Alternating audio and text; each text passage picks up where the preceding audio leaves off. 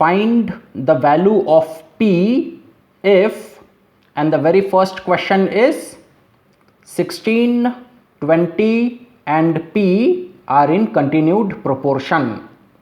So in question number 1, we have to find the value of P, and we have been given that 16, 20 and P are in continued proportion. So let us solve question number 1. So first I will write down this given information.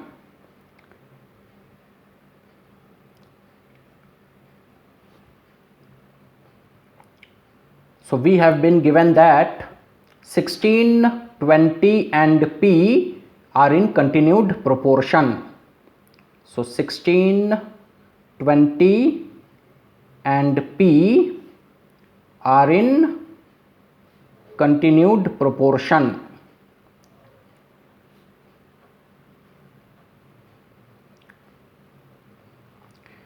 Now, here we have been given 3 entities. 16 is the first entity, 20 is the second entity and P is the third entity. So let us call 16, which is the first entity, as term 1 or the first term. So 16 is the first term. Let us call 20, which is the second entity, as term 2 or the second term. So 20 is the second term. And let us call P, which is the third entity, as term 3 or the third term. So here P is the third term, and we have been given that these 3 terms are in continued proportion. Now, when do we say that the 3 terms are in continued proportion? So when do we say the 3 terms are in continued proportion?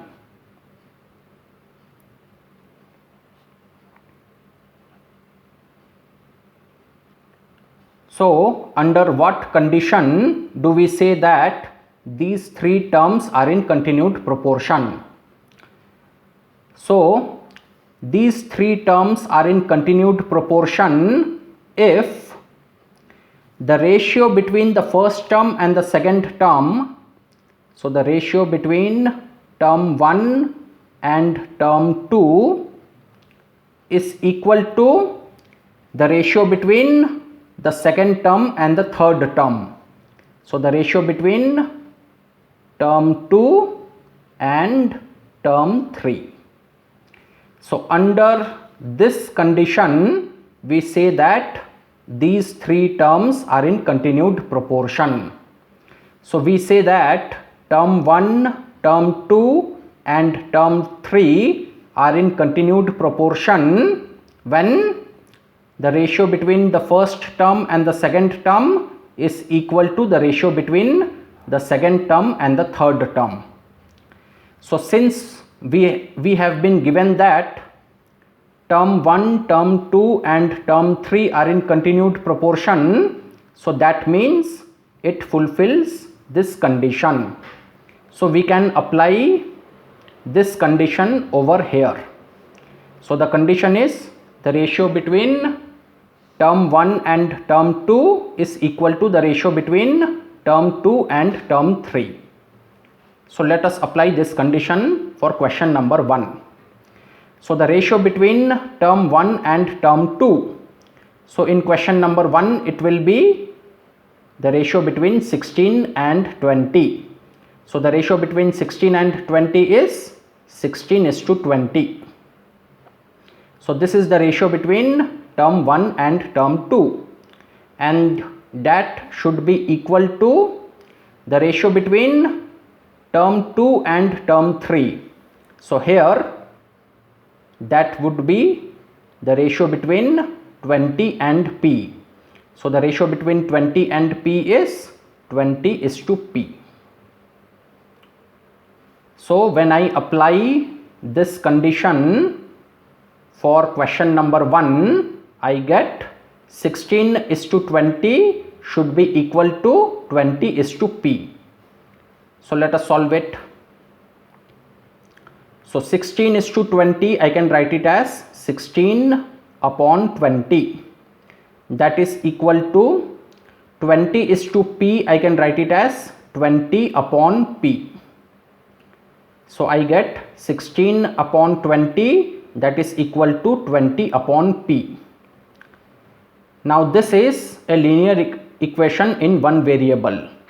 So we have a linear equation in one variable and the variable is P. So let us find out what is the value of P from this equation. Now in order to find the value of P from this equation, first I will try to get rid of this 20. So in order to find the value of P, first I will try to get rid of this 20. So in order to get rid of this 20, I will multiply 20 upon P with 1/20. So in order to get rid of this 20, I will multiply 20 upon P with 1/20. Now since I am multiplying the right hand side of this equation with 1/20, I will multiply the left hand side of this equation also with 1/20. So it becomes 16/20 into 1/20, that is equal to 20 upon P into 1/20. And now let us solve this equation. So first I will simplify the left hand side of this equation. So 16/20 into 1/20. So let us solve it. So 4 4s are 16, 4 5s are 20, 4 1s are 4, 4 5s are 20. So it is 1/5 into 1/5, and 1/5 multiplied to 1/5 is 1/25. So the left hand side of the equation is 1/25. Now let us simplify the right hand side of this equation. So now we will solve 20 upon P into 1/20. So what is that? So 20 1s are 20, 20 1s are 20. So it becomes 1/P into 1/1, and 1/P multiplied to 1/1 is 1/P. So the right hand side of the equation becomes 1/P. So we have 1/25 is equal to 1/P. So from here I can find out what is P.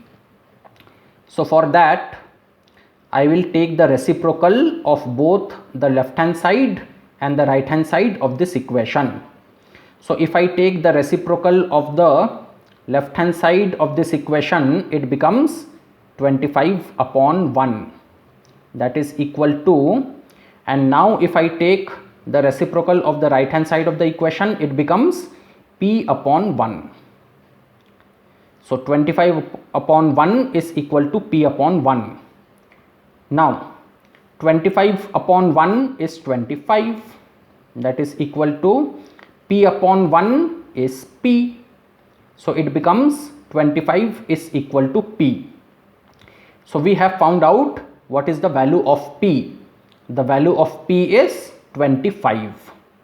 So in question number 1, the value of P is 25. Now let us go to question number 2. Question number 2 says, find the value of P if 1/3 P and 48/49 are in continued proportion. So in question number 2, we have been given that 1/3 P and 48/49 are in continued proportion, and using this information we have to find out what is the value of P. So let us solve question number 2. So first I will write down this given information.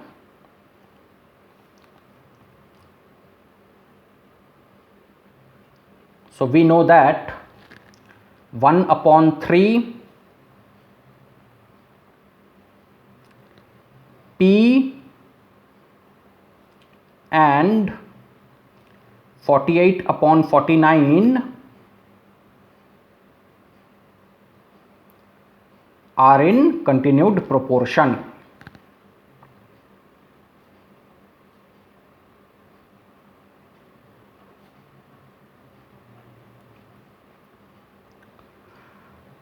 Now we have been given this information, and using this information we have to find out what is the value of P. So here we have been given 3 entities. 1/3 is the first entity, P is the second entity, and 48/49 is the third entity. So let us call 1/3, which is the first entity, as term 1 or the first term. So 1/3 is the first term. Let us call P, which is the second entity, as term 2 or the second term. So here P is the second term, and let us call 48/49, which is the third entity, as term 3 or the third term. So here 48/49 is the third term, and we have been given that term 1, term 2 and term 3 are in continued proportion.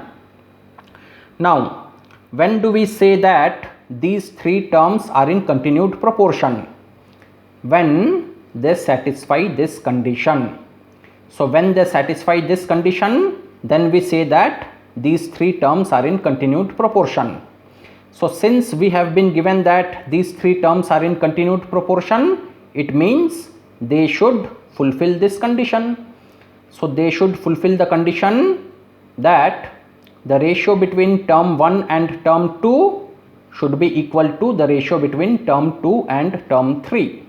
So this condition should be fulfilled over here. So I will apply this condition over here.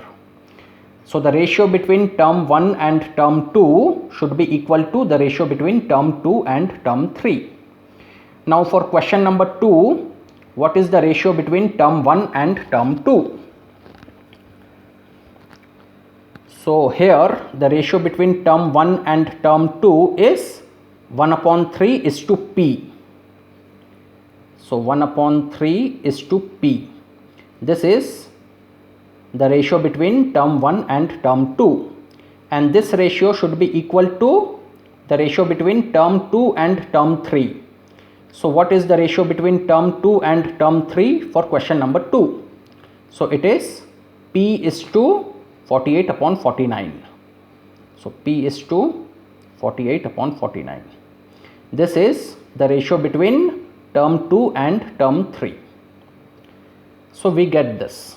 Now 1/3 is to P, I can write it as 1/3 by P. 1/3 is to P can be written in this way, 1/3 by P, that is equal to P is to 48/49. Now P is to 48/49, I can write it as P by 48/49. So P is to 48/49 can be written in this way, P by 48/49. So we have this equation, and using this equation we have to find the value of P. Now there are many ways to solve such kind of equations. So the method that I will apply over here is cross multiplication. So I will apply the method of cross multiplication in order to solve this equation. So the method of cross multiplication will be, so I will multiply 1 by 3 or 1 upon 3 with 48 upon 49. So 1 upon 3 multiplied to 48 upon 49, that is equal to P multiplied to P. So we have applied the method of cross multiplication and we have got this step. So now let us solve it. So the left hand side of the equation is 1 upon 3 multiplied to 48 upon 49. So let us simplify this. So 3 ones are 3, 3 16s are 48. So we get 1 upon 1 multiplied to 16 upon 49, and that is 16 upon 49. So the left hand side of the equation is 16 upon 49 and the right hand side of the equation is P into P. Now P into P is P square. So the right hand side of the equation is P square. So we get 16 upon 49 is equal to P square. And from here I can find out what is the value of P. So therefore P is equal to the principal square root of 16 upon 49. So the value of P is the principal square root of 16 upon 49. So what is the principal square root of 16 upon 49? So I will solve it over here. So we have to find what is the principal square root of 16 upon 49. Now principal square root of 16 upon 49, I can write it as principal square root of 16 upon principal square root of 49. So this expression can be written in this way. And what is the principal square root of 16? It is 4. And what is the principal square root of 49? It is 7. So the principal square root of 16 upon 49 is 4 upon 7. So the value of this expression is 4 upon 7. So therefore P is equal to 4 upon 7. So we have found out what is the value of P. The value of P is 4 upon 7. So for question number 2, the value of P is 4 upon 7. And now let us go to question number 3.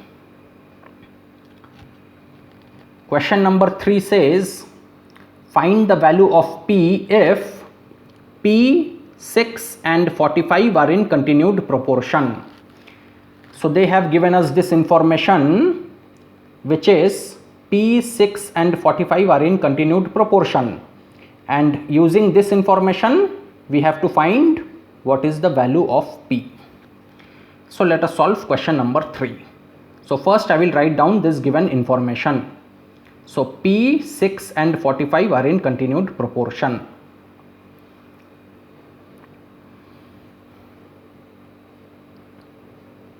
So P, 6 and 45 are in continued proportion.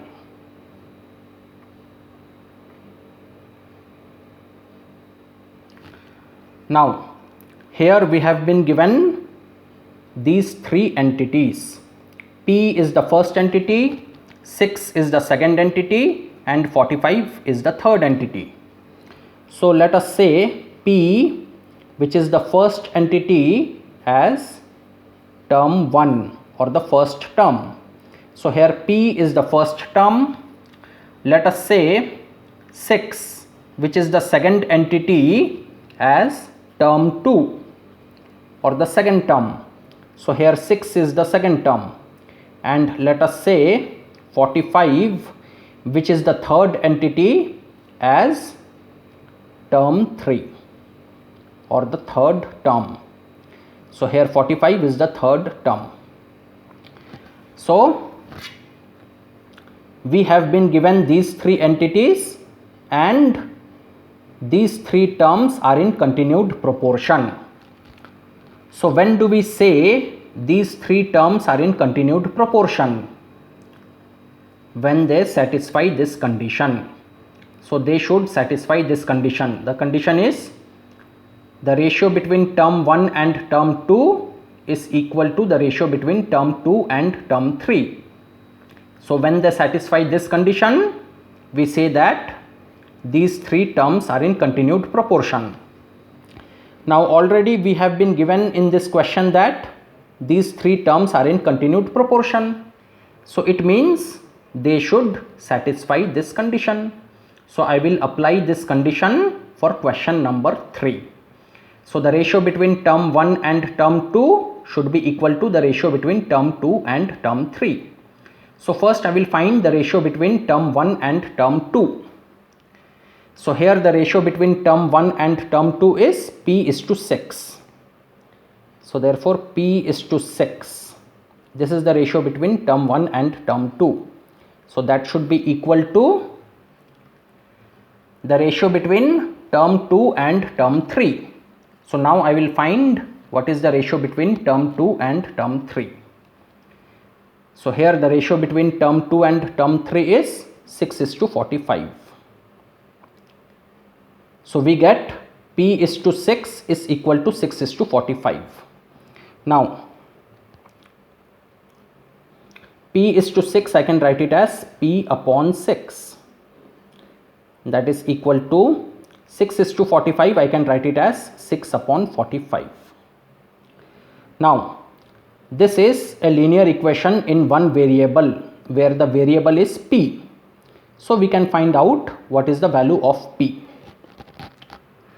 Now in order to find the value of P, first I have to get rid of this 6. So in order to find the value of P, first I will try to get rid of this 6. Now in order to get rid of this 6, I will multiply P upon 6 with 6. So in order to get rid of this 6, I will multiply P upon 6 with 6. And since I am multiplying the left hand side of this equation with 6, I will multiply the right hand side of this equation also with 6.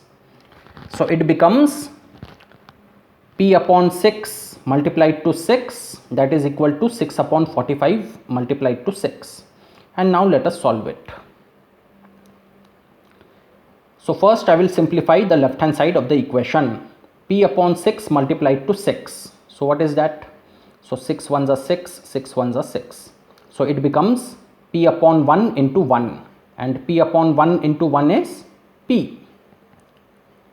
So the left hand side of the equation is P. And now I will simplify the right hand side of the equation. So 6 upon 45 into 6. So let us simplify the right hand side of this equation. So 6 upon 45 into 6. So 3 2s are 6, 3 15s are 45. 3 2s are 6, 3 5s are 15. So it is 2 upon 5 into 2, and 2 upon 5 into 2 is 4 upon 5. So the value of P is 4 upon 5. So we have found out what is the value of P. The value of P is 4 upon 5. So for question number 3, the value of P is 4 upon 5. And with that, we have solved all the 3 questions in this question set.